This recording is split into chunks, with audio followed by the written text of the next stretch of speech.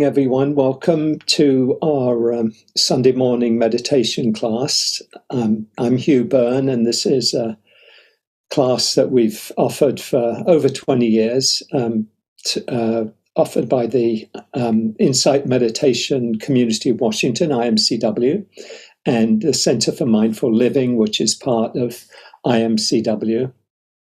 And I hope your weekend is going well. Happy Guy Fawkes Day for those who celebrate. November 5th. Probably not many here celebrate Guy Fawkes Night. And as we're beginning, I just want to hold in compassion all those who are suffering, all those in pain and suffering in the Middle East, in Israel and in Gaza, and all those everywhere, in Lewiston, Maine, another mass shooting there, 18 people killed. Just a lot. We're in a time, really, where the suffering, there's always suffering, but it's very, very visible to us and affecting us, wherever we are, really. Obviously some are very much closer to it than others are experiencing more the kind of shock waves of it, but just recognizing and acknowledging the times we're living in. And in some way, because of that, I want to focus the session today on finding peace in troubled times, and particularly focusing on the quality of equanimity, how we can cultivate a mind and a heart that can be at ease even in the midst of upheaval, in the midst of challenges, be calm in the midst of the storms of life, the joys, the sorrows, all that's going on. So a very warm welcome to all of you. Good to be with you, and welcome back, many who are regulars, and welcome to anyone who's joining us for the first time or the second time. Please feel free to put your name and where you're joining us from into the chat, and you're very warmly welcome to this gathering and this community. So just in terms of the format of the class, what we normally begin with a meditation, and then there'll be a talk on the theme of the day. As I mentioned today, equanimity, finding peace in troubled times. And then Emily will lead us in some mindful movement. It's very nice to be able to get into our bodies and be present with whatever is here, whatever's alive for us. And then we'll have some time for sharing questions, anything that comes up. So we can see this as an opportunity to both be with ourselves and be with each other. Be with ourselves while we're being with each other, that we're opening to what's present, in our own hearts, but we're doing it together and supporting each other in the practice, which is a wonderful gift of community, of Sangha. I often begin with the poem from Martha Postlethwaite, her poem Clearing. She says, "Do not try to save the whole world or do anything grandiose. Instead, create a clearing in the dense forest of your life and wait there patiently until the song that is yours alone to sing falls into your open, cupped hands and you recognize and greet it. Only then will you know how to give yourself to this world so worthy of rescue." So I like to think of our practice as creating a space in the As she says, in the dense forest of our lives, in the busyness, in all of the things we're trying to do and all the things we're trying to juggle and take responsibility for, and just creating that space, creating the space where we can be with our experience in a very honest and authentic way. Just say, what am I noticing? What's present here and now? And holding it with kindness, with acceptance, having the intention at least of doing that, of saying, okay, this is what's here. There's tiredness, there's sadness, there's joy, whatever is here. Can I meet this wholeheartedly? Can I be present for my experience? And that really is the doorway to the deepest freedom, that we can, by being with our experience, see where we're kind of hooked, where we're caught up, and we can let go. We can let go of clinging. And that really is the path to insight and to freedom.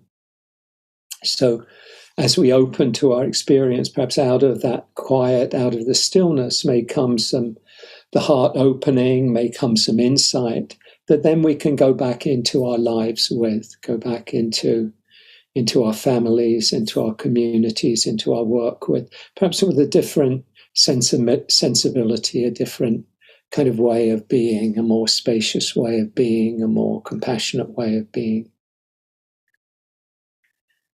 So with that, just to maybe invite us to come into a posture that's comfortable, relaxed, just sitting with your back straight, shoulders relaxed.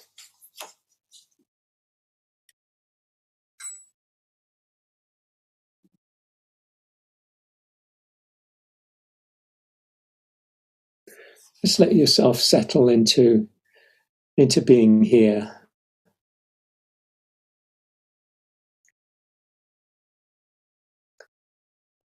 So letting the shoulders relax, letting the chest be open. You can close your eyes if you're comfortable doing that. Let the attention come into the body, drop down into the body.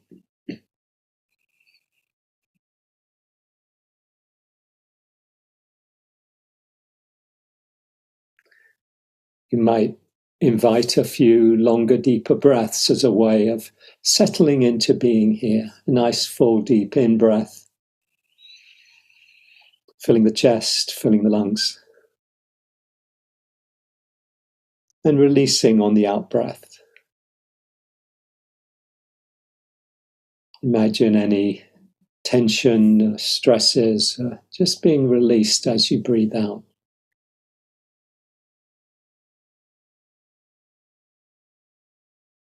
Breathing in, calming the body. Breathing out, calming the mind.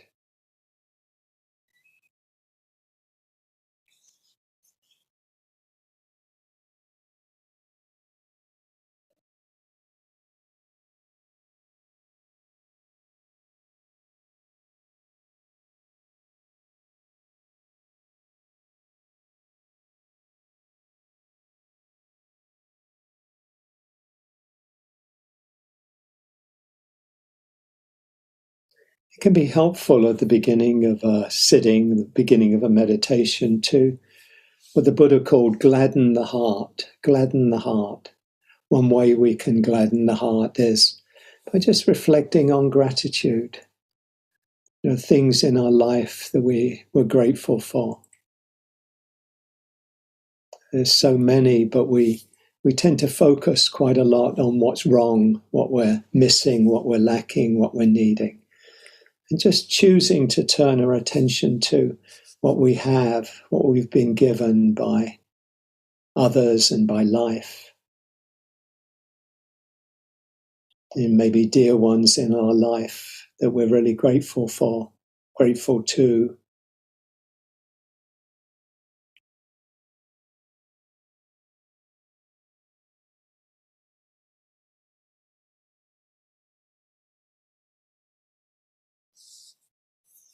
There may be a measure of good health and well-being, security that we can appreciate and be grateful for.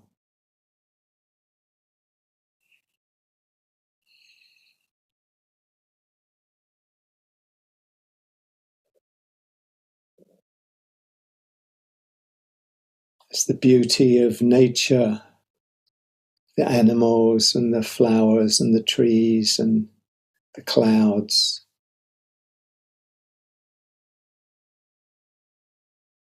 All of this, it's freely given to us. We didn't do anything specific to earn this beauty, but we can appreciate it, be grateful for it.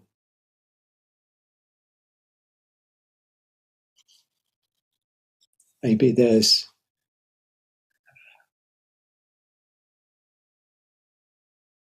positive conditions in your life that you can just appreciate, take in, be grateful for.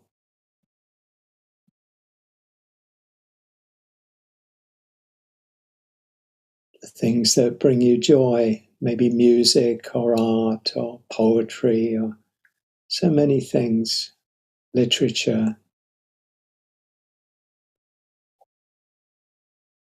Just allow yourself to take in and feel whatever you're grateful for, whatever you feel blessed by.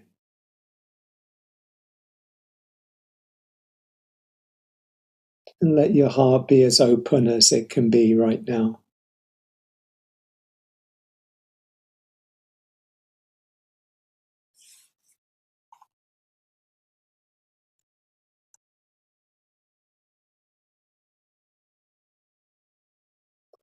And opening to whatever is present right now with acceptance and with kindness.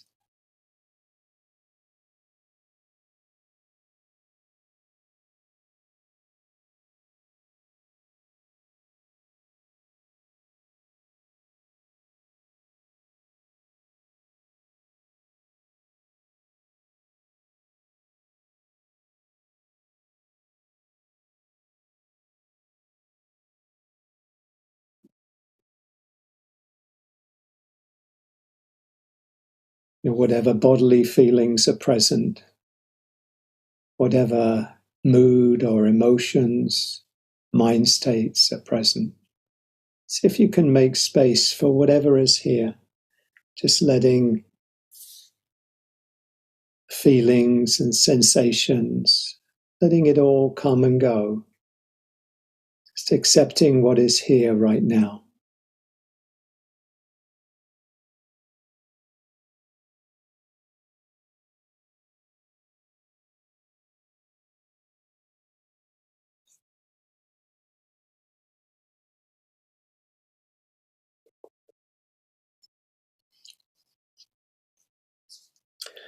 The Sufi poet Rumi speaks about welcoming the guests.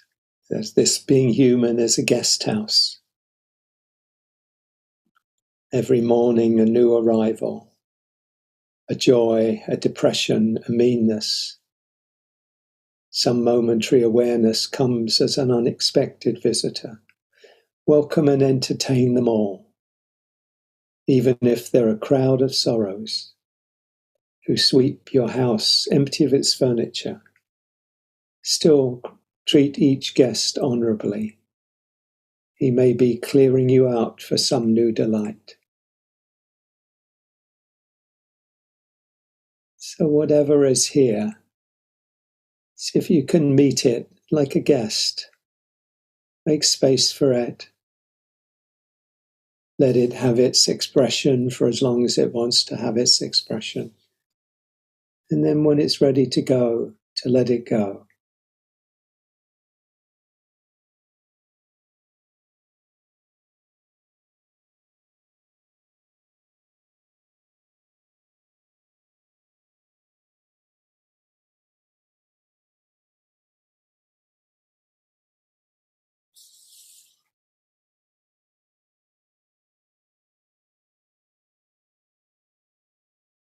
If a, if a guest happens to be an anxious thought or a series of anxious thoughts, you don't have to keep following the thoughts wherever they go. You can just notice, okay, anxious thought, let it come, let it go.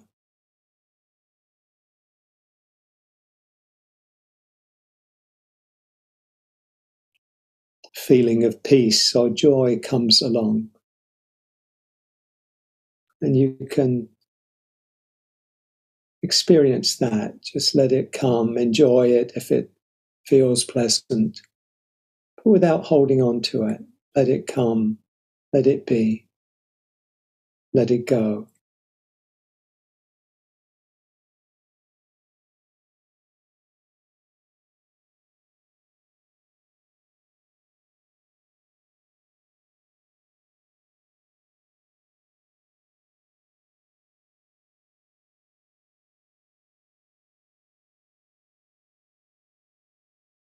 The heart of the Buddha's teachings really are that when we cling to anything, we suffer.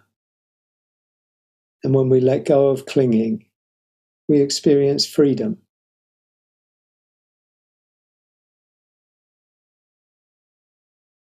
So we can choose to let things be rather than holding on.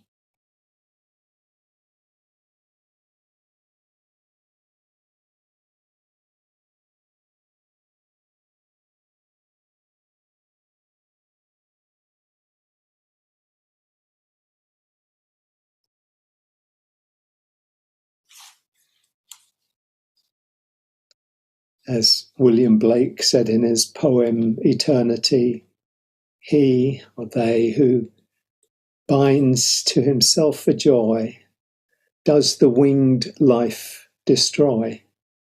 But he who kisses the joy as it flies lives in eternity's sunrise. So can we kiss the joy as it flies?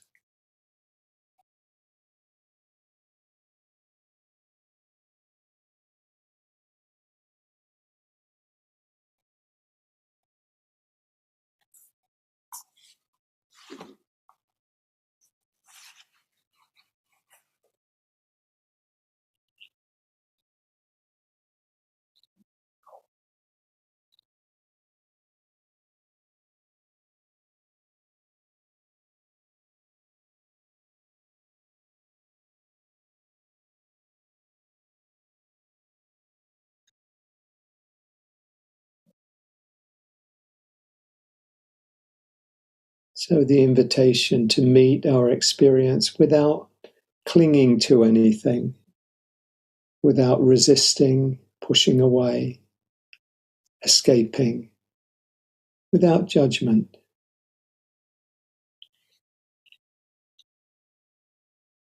As Dorothy Hunt says, peace is this moment without judgment. This moment in the heart space where everything that is welcome.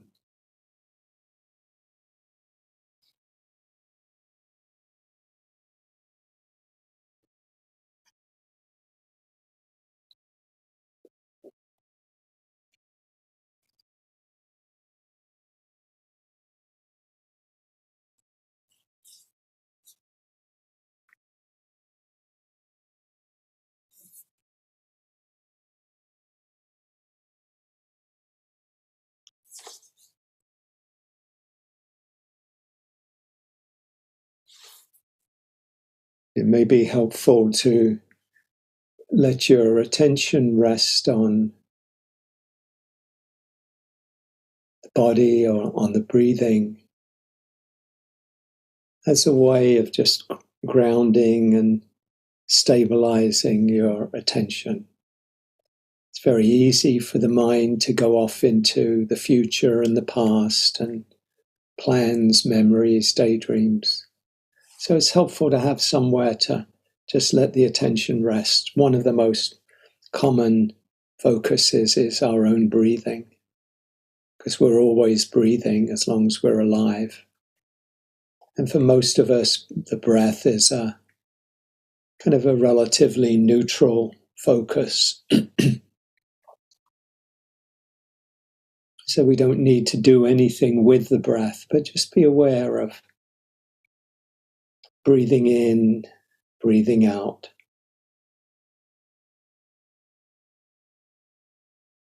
Breathing in, knowing that you're breathing in. And breathing out, knowing you're breathing out.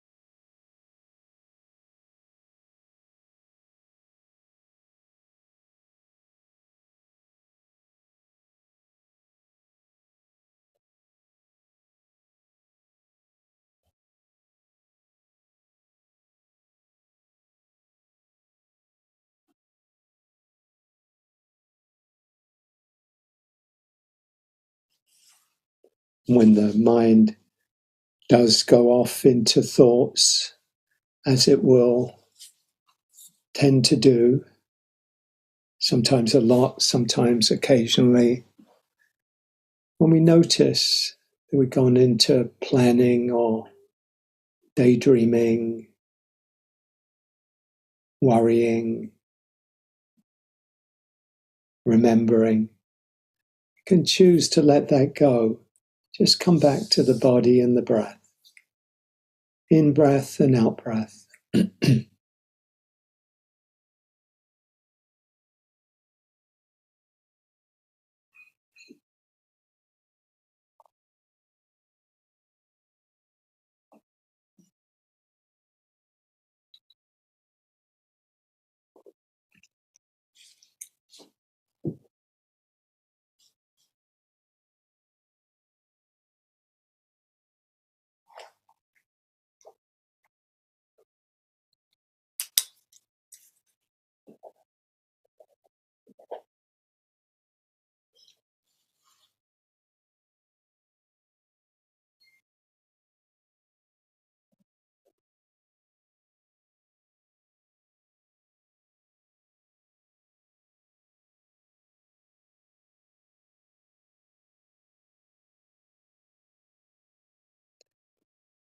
See if you can invite and cultivate an attitude of befriending all experiences.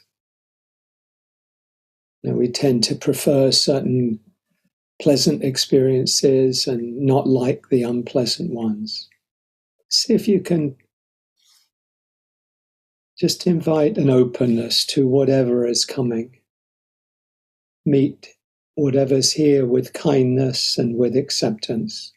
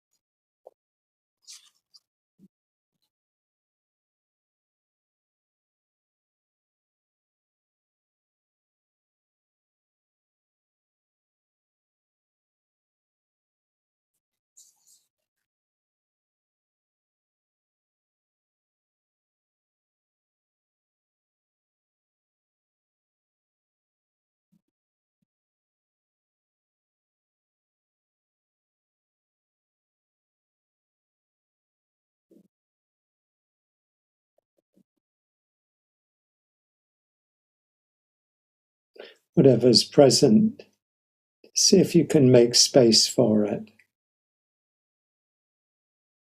If you find you're resisting your experience, I don't like this, I don't want it, you're feeling annoyed or frustrated, see if you can invite an attitude of kindness and friendliness towards that resistance, towards the frustration.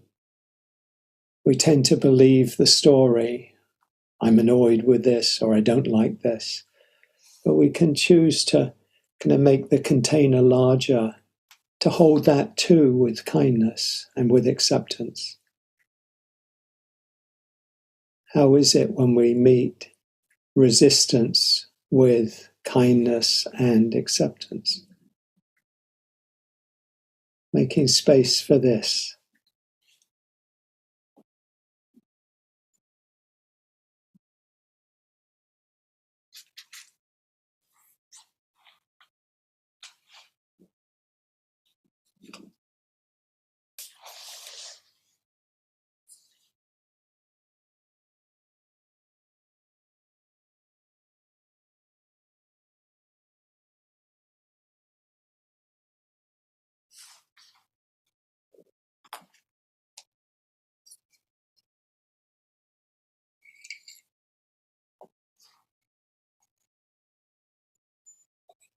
This is from Antonio Machado, the Spanish poet, the poem in English, Walker. Walker, your footsteps are the road and nothing more. Walker, there is no road. The road is made by walking. Walking, you make the road, and turning to look behind, you see the path you never again will step upon. Walker, there is no road, only foam trails on the sea. Walker, there is no road, only foam trails on the sea.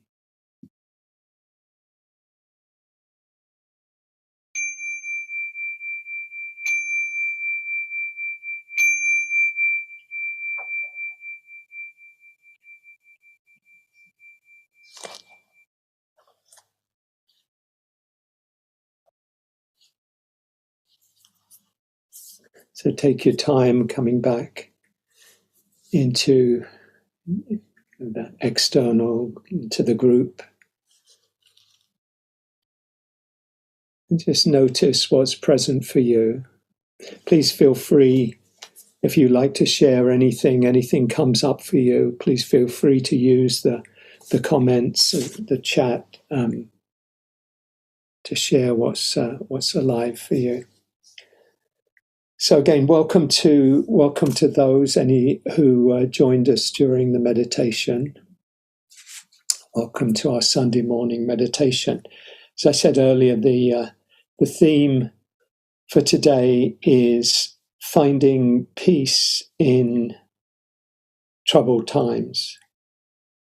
I don't know about you. My guess is for quite a few people, these are difficult times to live in, to live through. Many things, and I'm not going to get into a lot of detail about it, but naming a couple. I mean, obviously the war in the Middle East right now, that's the human suffering, the suffering in Israel, the suffering in Gaza, the suffering of those who are, have relatives maybe here, have, friends, have fears about what's going on and where it all leads, and the impact obviously here and in other parts of the world, and the teachings of the Dharma, Buddha's teachings of compassion and wisdom invite us, as I've been speaking about, not to jump into, this is right and these people are wrong, but rather to approach suffering with compassion, wherever the suffering is. Doesn't mean we don't have views and opinions, etc. But the core really is that we care about the suffering and we want to respond to the suffering. We had in Lewiston, Maine, 18 people shot, killed.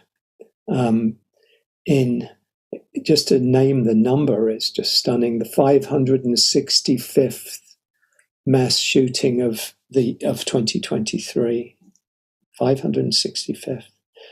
So holding all those who are, affected by that and lost loved ones and new people, those who, but all of us are affected. Just the sadness of the way it just keeps getting repeated over and over. And then the suffering, we could look all around the world, from Acapulco and the hurricane to the war in Ukraine to the crisis in South Sudan and so many other areas, Yemen and many, many places. And, just naming some of those things to say really that, it's not unexpected or unusual for us, and it's in some ways fairly natural for us to feel a whole range of different emotions, or some among them. Some, they can include anger, fear, grief, confusion, can even be hopelessness, despair, feeling overwhelmed, sometimes feeling guilty because we think we should be doing more about the suffering. And so the response says that we tend to go to are, typically to either act out, blame, judge, try and solve, or to shut down, shut it out. I can't deal with it, it's too much. But what I want to talk about today is how the Buddha's teachings of the Dharma, and these teachings are in other traditions as well, but I'm focus obviously today on the Buddha's teachings, are that we don't have to be swept away by our emotions.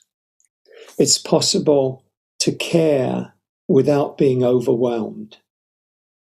It's possible to engage in action without clinging, without holding on to, we're right, they're wrong, I'm right, they're wrong. And ultimately it's possible to find peace in the midst of life's storms, in the face of what the Taoists call life's 10,000 joys and 10,000 sorrows. That we can do this. The conditions of the world are the conditions of the world, and conditions of our own life are the conditions of our own life. They're, in a sense, they're a given. What's here now is a given. We can maybe change things, but right now this is the society we're living in. This is the world we're living in. Climate change is a real thing that we have to address, and so many other things, the conflicts, the divisions, the suffering. The Buddha spoke about these, the suffering of the world, the collective suffering that gets manifested in poverty and inequality and racism and wars and conflict, actually begins in the human heart. That we, it's really an expression of, our inability to process our experience, and so we act it out in the world. It's a very well-known, and I find quite powerful quote from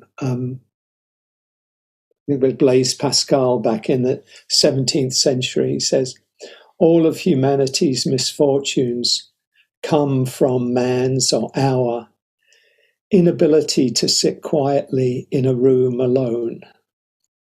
All of our misfortunes, all of humanity's misfortunes come from our inability to sit quietly in a room alone. And this was almost 400 years ago, and it's not coming from the Buddhist teachings, but there's a real, I think, Dharma wisdom in that if we can sit with our experiences, we can sit with our fear, and we can sit with our grief, and we can sit with our anger, and process it, allow, as we do in the meditation, allow ourselves to feel it, ride the waves of the difficult experiences, letting them come and go without clinging and without resistance and without judgment. If we can train the heart and the mind to do that, then we won't start acting it out on the world. We won't go to war with the person next door because they're impinged upon our garden or whoever, whatever it is. We won't go to war, and I use that more in a metaphorical sense. We won't kind of say, oh, I got to do this, I've got to change this. We can actually process things, and if we can do that, kind of train the heart and the mind to be with our experience, that may lead us to action. It's not all done just internally. That the internal part is a very central part of the process, but it may involve, may lead to acting in the world. But that acting in the world will then come from a place of steadiness, of balance, of calm, of compassion, rather than from reactivity.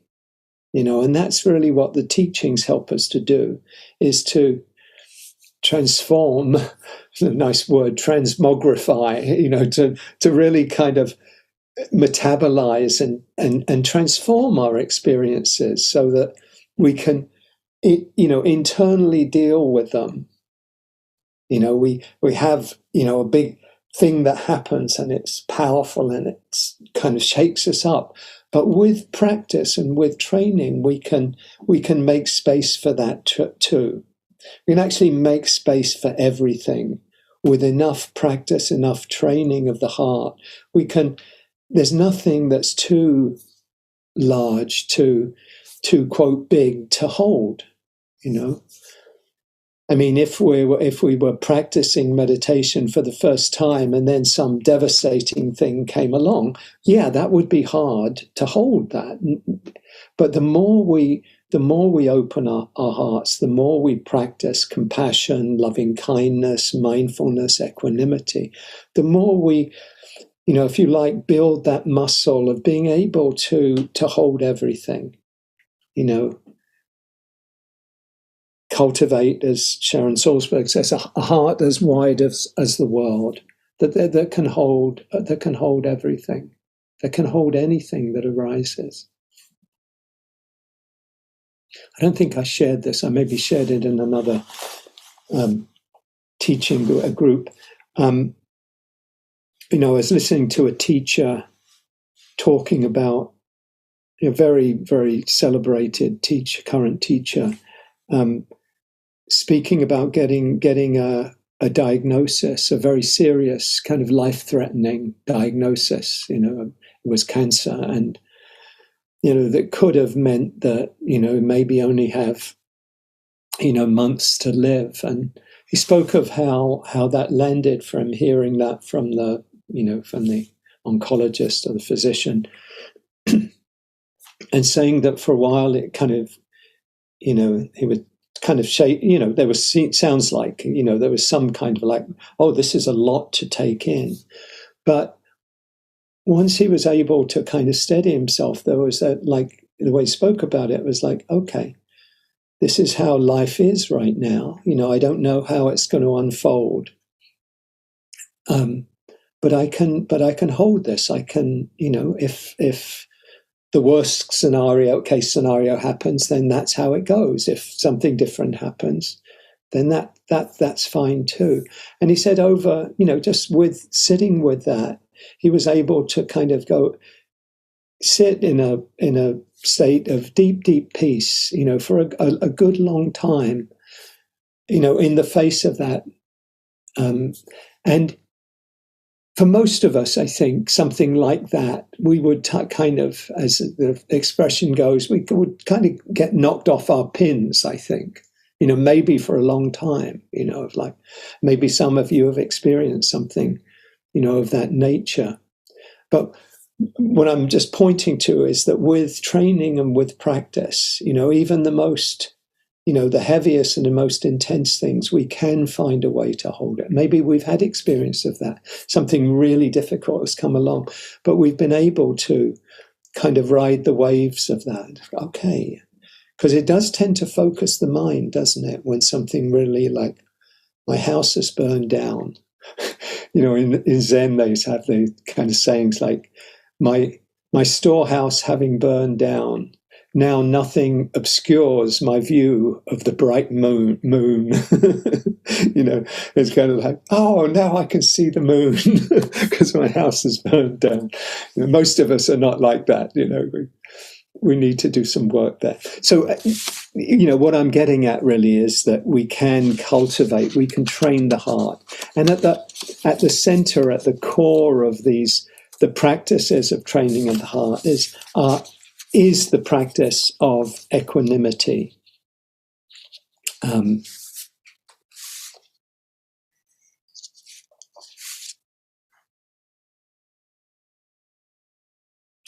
Equanimity is not as common or as well known a practice as, say, loving kindness or compassion. More frequently teachers will teach loving kindness, compassion, less often equanimity, appreciative joy, which is the other of the 4 heart practices. But equanimity is really at the heart of the Buddha's teachings. As I'm going to say and talk about in a minute, it's very, it has a lot in common with awakening. It's not awakening, it's not full freedom from suffering, but it has a lot in common with that. And I'll kind of the manifestations of it. I'll talk about that in a minute. But equanimity is just, as you're probably familiar with some of the Buddhist lists. There are many lists, aren't there? The 4 and the 5 and the 7 and the 8 and the Eightfold Path and the 7 awakening factors and the 5 hindrances and the 4 foundations of mindfulness. You could go on and on. This is the way the teachings have come down, not necessarily the most user-friendly for our time. But one of the central teachings is called the 7 factors of awakening. And these are 7 qualities that lead inexorably, as the Buddha said, to freedom. Just as the river inclines towards the ocean, so these qualities incline us towards freedom, towards awakening. And equanimity is the 7th of these factors. I'll just name them. I'm not going to talk about them today. Mindfulness is the first. Investigation is the second. And they kind of lead into each other. One, as you develop one, the next one develops. Investigation second. Energy is the third. Investigation leading to energy. Energy leading to joy. The heart opens and one feels more joy. Joy, as it kind of softens, leads to tranquility or calm, the 5th of these. And then as the mind gets calm, it becomes more concentrated. That's the 6th, concentration. And the final, as the mind gets still and steady and balanced, that's when equanimity arises. So equanimity is the 7th of these awakening factors.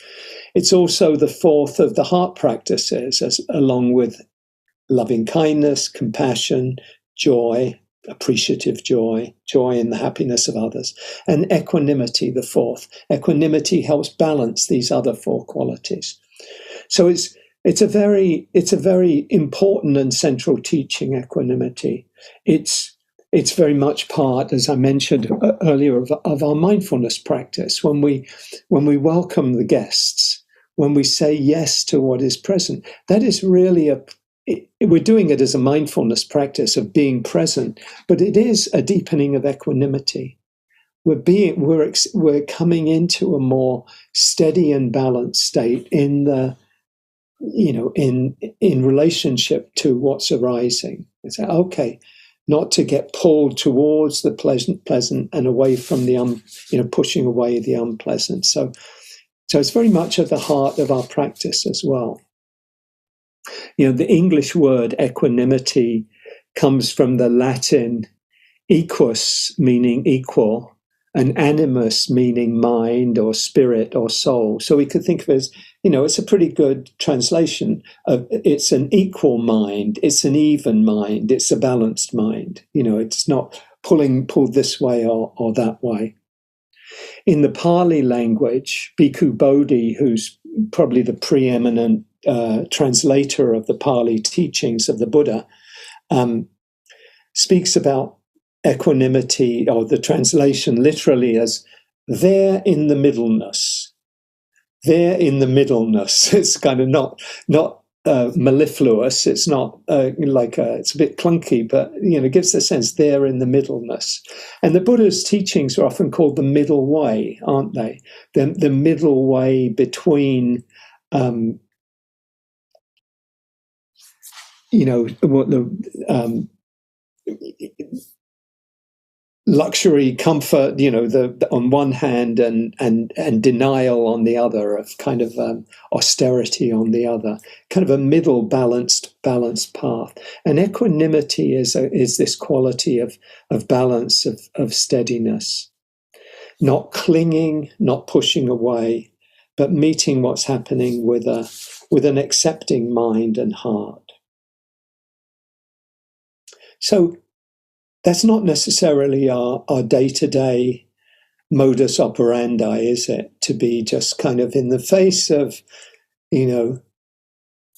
people, hearing people we don't like in the political world, or having, being stuck in traffic, or, things happening to us that, don't feel like they're a lot of fun. We tend to get pulled around easily. Not everyone and not all the time, but a lot of the time we can get swept around by the things we like and the things we don't like. We like what's pleasant and we don't like what's unpleasant. We like pleasant tastes, pleasant sounds, pleasant things to look at, and we don't like unpleasant ones. And we suffer when we cling to, I've got to have more of the pleasant and less of the unpleasant. The Buddha talked about 8 worldly winds that kind of blow us this way and that way, at least until we find our way out of suffering. These 8 worldly winds, putting the kind of the one we like first, and then the one we tend not to like. Pleasure and pain, gain and loss, success and failure, and praise and blame. These 4 pairs. We like pleasure, we like gain, we like success, we like praise. That's how we tend to lean in that direction. But we don't like pain, we don't like loss, we don't like failure, and we don't like blame. We tend not to. But the Buddha says, if you get caught up in either of those polarities, for any of those, you're going to suffer. Because life is going to bring you and me and all of us our share of all of them. The Buddha called them worldly winds because they're just what blow through life. That's like, sometimes people praise you. Sometimes people say, oh, you did a terrible job. That was awful. No, but most people don't do that. But, in one way or another, they might convey that to you and like, oh, you didn't like that, whatever. So we easily get caught up in the ones we like and not wanting the ones we don't like. The Buddha says praise and blame, or change the order around a little bit, but praise and blame, gain and loss, pleasure and pain, success and failure are the 8 worldly winds. They ceaselessly change. And the person, just commenting on that, the untrained person, the person that hasn't trained the heart and the mind, tends to cling to praise, to gain, to pleasure and success. Like, oh yeah, that was, we want the good things, we don't want the, quote, bad things. And we want to avoid blame, loss, failure, pain. But no matter what we do, we can't avoid the unpleasant and the difficult. We can't always have success or what's pleasant. That's just not how life is. But what we can do, and this is really at the heart of the teachings, we can choose to find peace in whatever is present. So in a sense, you might see it as like we're changing the rules of the game. So if it's a given for most people that we want more of the nice stuff, the pleasure, the success, etc., we want less of the kind of unpleasant and difficult stuff, then either our life is going to just depend on, in a way, the luck of the draw. Maybe we were born into a lot of wealth and, material comfort, etc. And then maybe we have a good life. Doesn't mean we'll have a good emotional or mental or psychological life, but we may have favorable conditions.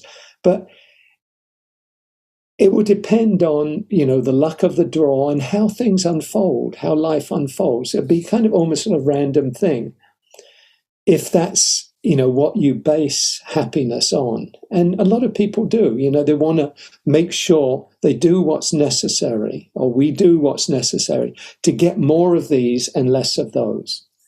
You think of people, how many people live their lives really according to that, that approach, and not at all saying don't take care of ourselves, don't plan, etc. Of course, it's wise to do that. It's wise to put resources away for our old age and, to take care of things and to plan and to learn from our experience. All of that is wise. But the problem only becomes when we cling to that, when we cling to things being a particular way. It's got to be this way.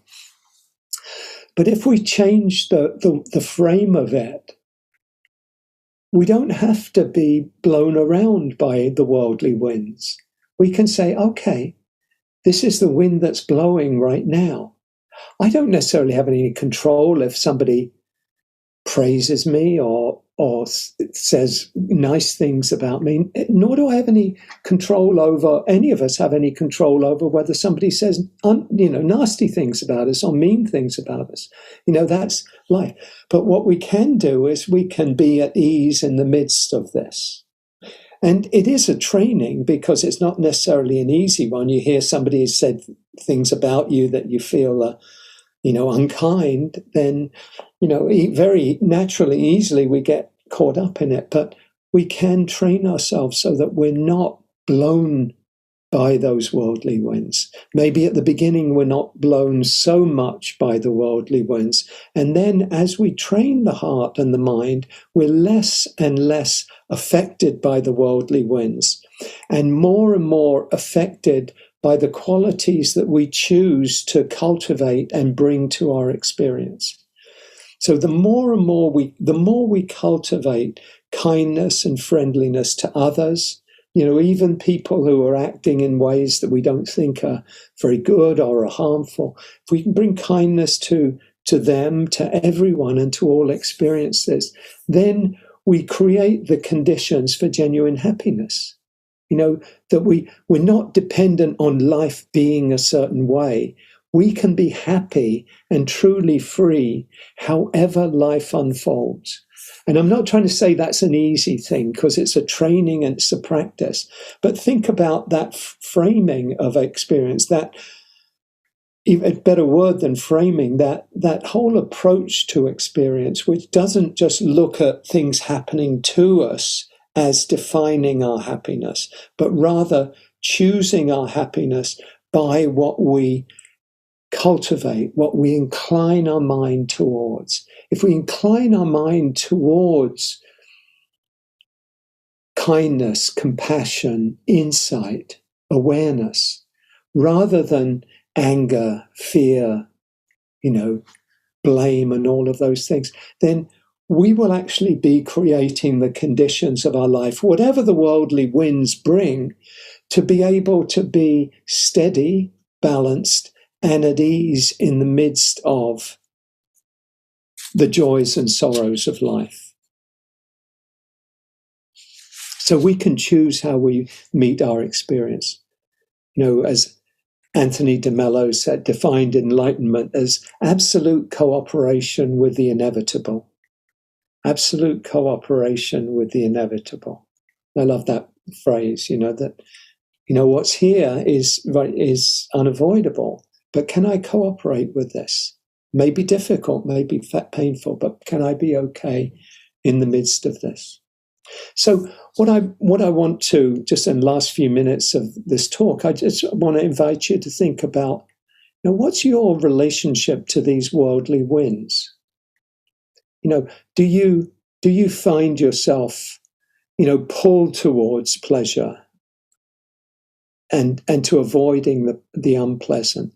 And I don't mean that, it's natural for us, something tastes good, we enjoy it. Nothing problematical about that. But it's when we cling to the pleasant, when we push away, resist the unpleasant. What's your relationship, in that polarity between pleasure and pain? What about success and failure? How do you deal with things where something doesn't work out for you? Maybe something important doesn't work out. Do you beat yourself up about it? Do you judge yourself? Or do you meet your experience with kindness? Can I learn from this? Can I grow from this? Can I hold my suffering, my difficulties with compassion? We can choose that response, but it's helpful to kind of look up, where am I right now in this? Success and failure, praise and blame. When people, don't react positively towards us, can we be okay in the midst of this? And how would it be to really consciously practice equanimity, practice being with the sorrows as well as the joys, and holding them with an even mind, equal mind, an even mind with equanimity. It's important to say about equanimity that it's not indifference or apathy. It's not like, oh, I'm above this, I don't need this, I don't care about this. It's not like distancing ourselves. It's not caring. I think of it as caring without clinging. Caring without clinging, that we keep our heart open, but we're not holding on to things being a certain way. In his poem, Ash Wednesday, T.S. Eliot says, "Teach us to care and not to care. Teach us to sit still. Teach us to care and not to care. Teach us to sit still." I think of that as caring, meaning keeping our hearts open, but not in the sense that, it's holding on tight. At least that's my kind of reading of that. Equanimity, this is from a West Coast teacher, Shyla Catherine. Equanimity, she says, describes a complete openness to experience without being lost in reactions of love and hate. And Gil Fronsdale, again from Northern California, teaching Spirit Rock, teaches Spirit Rock, it says, equanimity is the capacity to not be caught up in what happens to us. I like that. Not to be caught up in what happens to us. To see when we do get caught up in what happens to us, and to see that we can let go and say, okay. We can think of equanimity as being like a mountain. This is from the early Buddhist teachings. Just as a rocky mountain is not moved by storms, so sights, sounds, tastes, smells, contacts, and ideas, whether desirable or undesirable, will never stir one of steady nature whose mind is firm and free. So the more we cultivate this steadiness of mind, this balance of mind, through practice, through training, and it can be very helpful to work with the small things, some discomfort. that we might normally an itch we might normally want to scratch, or something that bothers us a little bit, that we learn to be with the little things.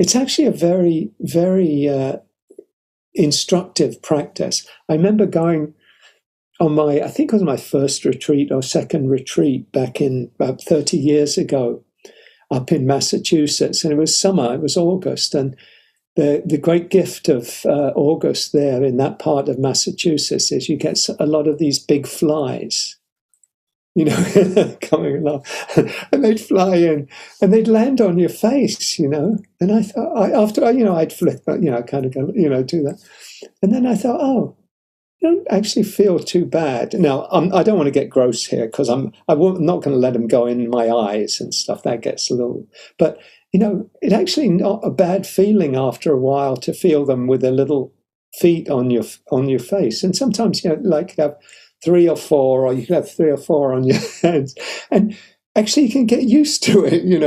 It actually doesn't feel bad after a while. It's just like that was instructive for me, because it was like, oh, this is unpleasant, or starts being unpleasant, but then after a while it isn't unpleasant, and you can walk outside in a very steady way, and then let them go off into nature, and I can remember that experience, but learning to be with the smaller things can help us to open, to the bigger things when they come along. This is a wonderful poem, I guess, from the third Zen patriarch, Sing Sing Min. It's many hundreds of lines, but some of the most, the better known lines is, the great way, the Dharma, these practices, the great way is not difficult for those who have no preferences. When love and hate are both absent, everything becomes clear and undisguised. Make the smallest distinction, however, and heaven and earth are set infinitely apart. If you wish to see the truth, then hold no opinions for or against anything. To set up what you like against what you dislike is the disease of the mind. I find that really powerful. It's not saying don't have opinions, but don't cling to them. I see it now, and probably many of us do, in just there's so much grief, there's so much anger, particularly right now around what's happening in the Middle East, that when we take on a clinging to a particular view, then what we tend to do is negate other views. So we see some kinds of suffering, but we don't see other kinds of suffering. We see some human suffering as worthy of our care and our compassion, but others not. So with equanimity, we can hold it all with an open heart. It doesn't matter they're on this side or this team or this country or this, that all suffering matters. It all matters. It's everywhere. I'm not saying that certain behaviours are certainly beyond the pale, etc. But focusing on the suffering, and opening our hearts in compassion to all who are suffering. I think that's a place where we don't get caught up in the dukkha, in the suffering of my side, we're right, they're wrong, and all of the suffering that comes with that. And last thing I'll say is just equanimity has some of the qualities of awakening. It really, if you think of somebody who's really awakened, somebody who's really freed themselves from suffering, their lives really would really manifest equanimity, balance, not to be blown around by life's circumstances, life's vicissitudes, but to be balanced and steady, like a mountain or like a like a big oak tree rooted in the ground, firm, solid. Storms come and the tree stands or the mountain stands. And awakening has some of that, the qualities of, equanimity has, a lot of the qualities of awakening. But equanimity, it's important to say, is a conditioned state. It's one that comes into existence because certain conditions are present. The mind has a certain stability or clarity or insight into things, and then the arising of equanimity. But it also passes away when those conditions cease to be present or new conditions arise. So, sometimes equanimity might be mistaken for awakening, that like somebody is very, very peaceful, but and it seems like they've let go of clinging. But it's in when circumstances change, does that quality change? Does that condition change? You might be very equanimous, but then when you hear your house has burned down, or you've been diagnosed with a life-threatening condition, do you still feel that equanimity? And if you do, then yes, that may be some level of awakening has been achieved, because awakening is when the roots of clinging and aversion have been really abandoned completely, not just the superficial expressions or manifestations, but the roots, so that clinging and aversion can't arise again. And that's what awakening is, and that's what these practices lead us to be able to live a life where clinging is gone completely. As the Buddha says, done is what it needed to be done. The ridgepole has broken, that there's no arising anymore of greed, hatred, and delusion. That's where our practices point to and potentially lead to. And equanimity is a very powerful practice, a very powerful quality to develop that steadiness of heart and mind that actually is conducive as the seventh awakening factor that leads us, inclines us towards freedom, towards happiness and well-being. So the invitation to finish with is just to sit with this in your own life, of like, look at where you do tend to get pulled this way or pulled that way and swept up in the worldly winds, and practice, because it is a training, it's a practice, to open to the changing flow of life with a steadiness, with an evenness of heart and mind. And the more we cultivate this quality of equanimity, the more that becomes kind of embodied and expressed in our life and in our practice. So may you, as the meditation on equanimity goes, may you learn to see the arising and passing of all things with equanimity and balance. May you be open, balanced, and at peace. Thank you. Thank you for your kind attention. And please feel free to share anything in the chat, anything that's come up for you, any questions you might have.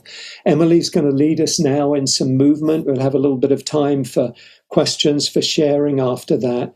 And I'll be around after 12 for those who want to stay around after we formally end the class. So thank you, Emily, and thank you, everyone.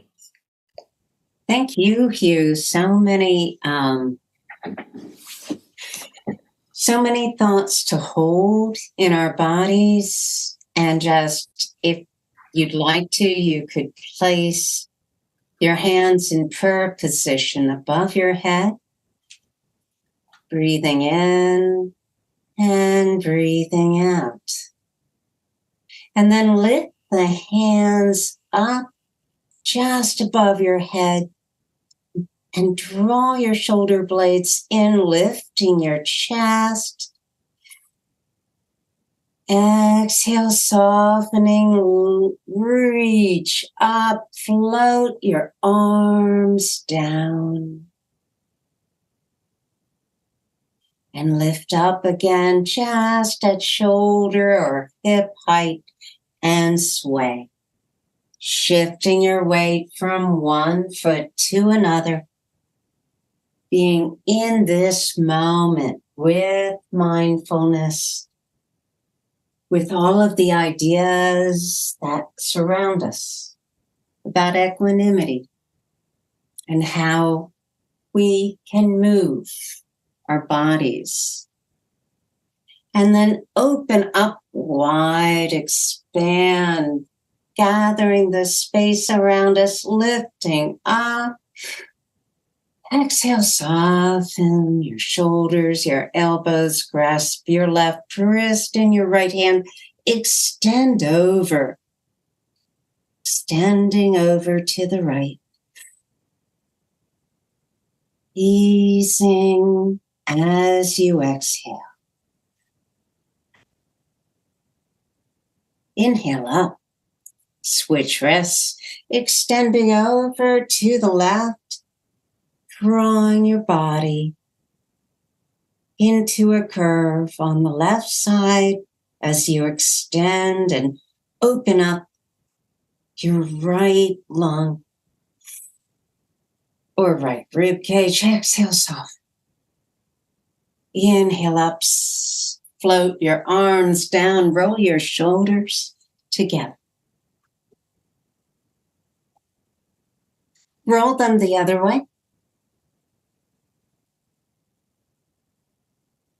And draw your hands up into cactus arms. Exhale, float them down. Inhale, rise. Exhale, slowly float down.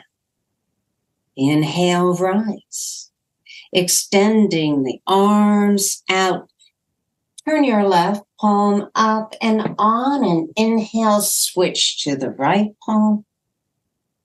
Back to the left. Back to the right. Float your arms down and just swim. Take a moment to swim in your own way, your own noticing how you might sway in this world. And then come to center. Place your hands above your knees. Healthy way to extend out. Lengthening your spine, flat back, bent at the hip crease. And exhale, let your head drop down, your shoulders, your body, and still pressing on your feet to maintain the strength of your legs and pelvis. Just lengthening your spine. Without moving into your lower back, just hang. Breathing in, exhaling, soften.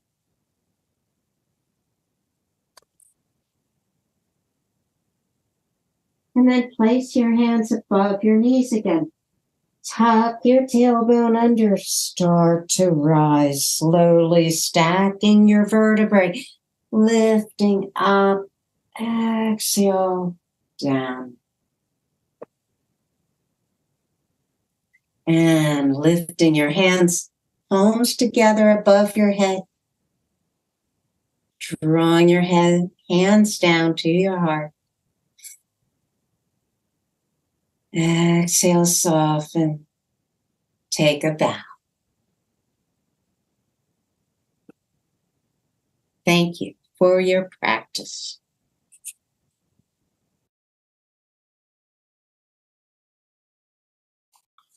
Thank you, Emily. Wonderful as usual. Thank you so much. Thank you. Thank you, Amy, for your sharing in the chat. And anyone, if if you have anything you would like to, we'll just take a few minutes now for any sharing, any observations, any thoughts. You can do either in the chat or raise your hand if you have something you'd like to share, a question or some reflection you'd like to share. And we'll take some time to do that. And then we will finish the class formally at 12. We'll have a few announcements before that. And then those who would like to stay around will continue the discussion. We'll, any sharing, anything that people would like to share. So, Francine, you have your hand up.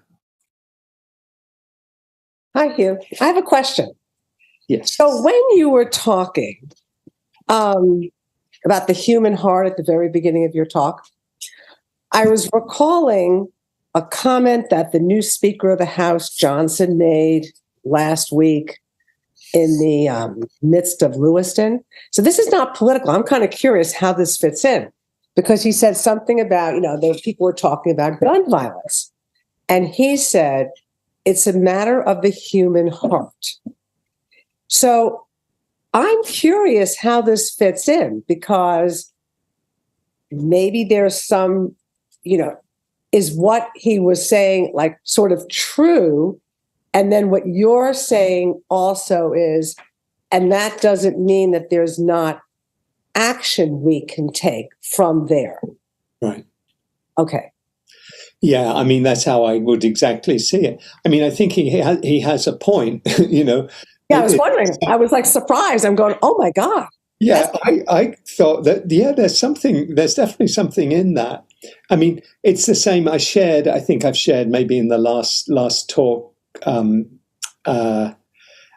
Mahagosananda, the Cambodian monk teacher.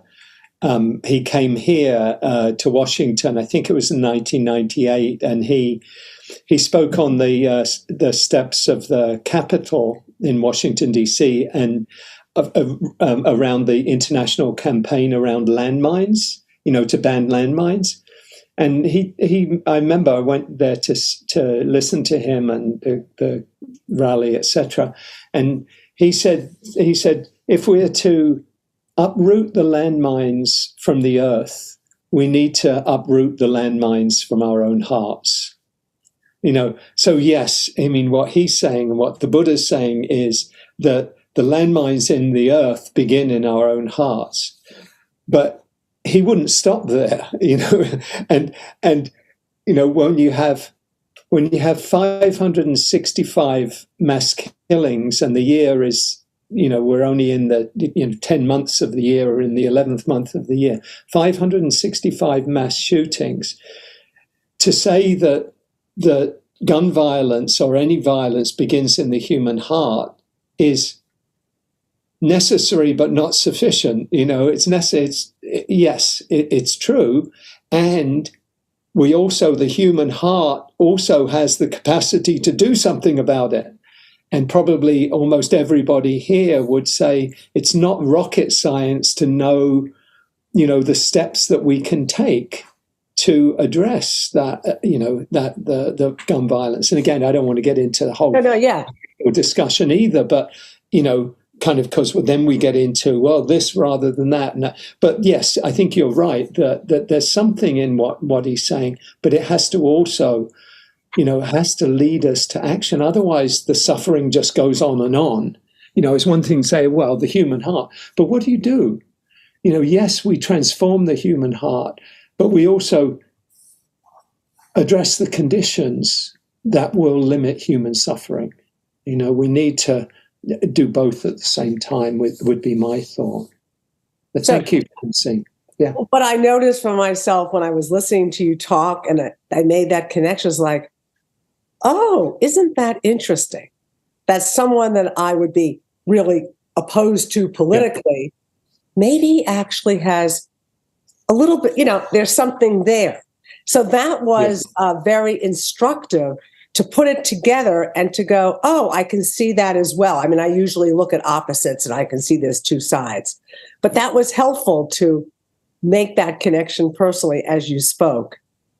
it brings a bigger opening. Let's put it that way. Yeah. Thank you for sharing that. And to be open is really important. To be open to, particularly, I think, to people who we might want to just say, "Oh no, I don't agree with anything there." Right. Yeah, maybe they do. Thank you, Francine. Donovan has his hand up. Donovan. Hi, good morning, Hugh. Good morning. Good to see you. Well, first, let me thank you again for sharing this wisdom and this time with us. It's much appreciated. Thank you.